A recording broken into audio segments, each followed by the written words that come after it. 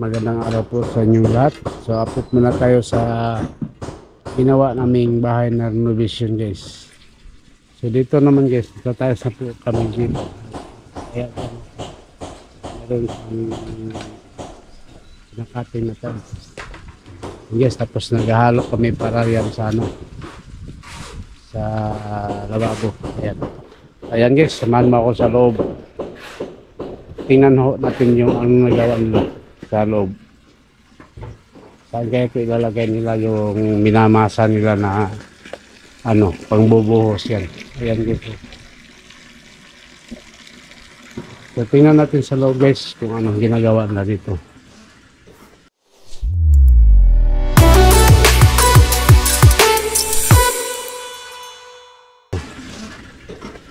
Ayan na.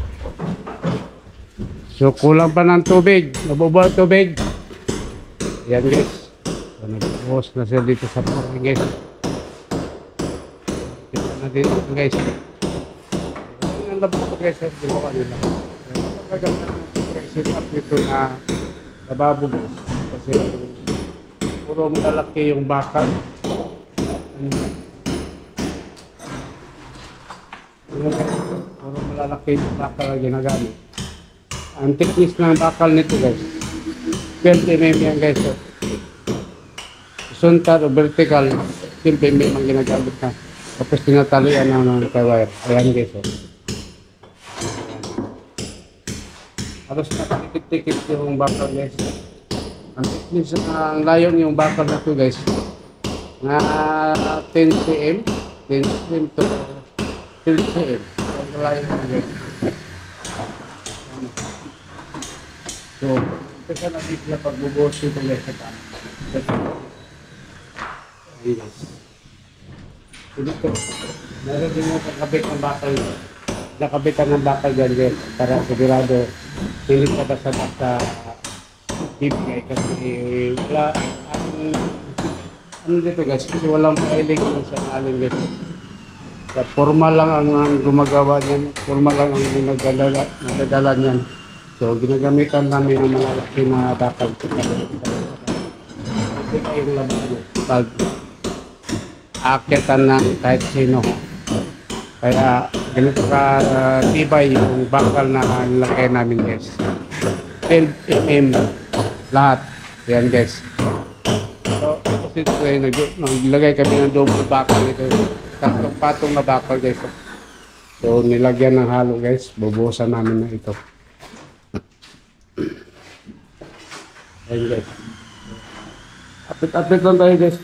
Sunod na araw tapos na ito. So malalagyan namin tayo sa gilid. Dito 60 by 60 ang gagamitin tayo sa amin ito guys. Sa gilid. Ayan. Para sigurado tayo hindi sa basta-basta ano. Magaganda yung diskarte na paglagay ng tiles. Ayan guys. So sure talaga guys.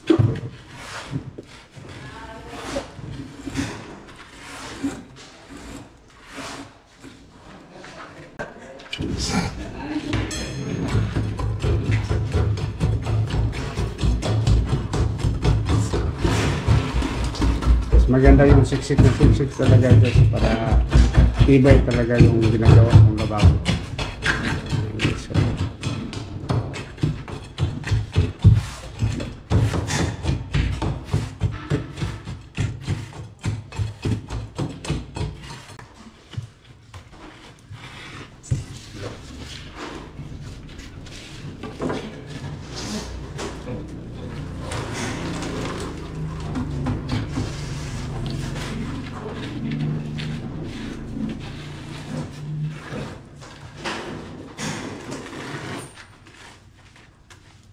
So,